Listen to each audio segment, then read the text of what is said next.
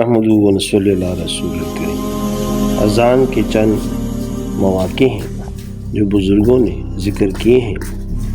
Number 1 آگ لگنے کے وقت، نمبر 2 کفار سے جنگ کرنے کے وقت، نمبر 3 غصے کے وقت، نمبر 4 جب مسافر راستہ بھول جائے، نمبر 5 جب کسی کو مٹی کا دعا پڑے۔ لہذا علاج اور عمل کے طور پر ان مواقع میں اذان کہنے میں کوئی حرج نہیں۔ امداد الفتاویٰ میں ہے ان مواقع میں اذان سنت ہے۔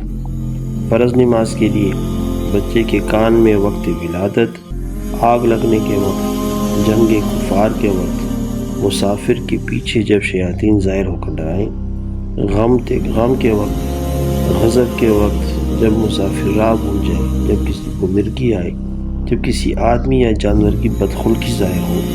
اس کو صاحب عبد المختار نے اپنی کتاب میں ذکر کیا ہے۔ جزاک اللہ۔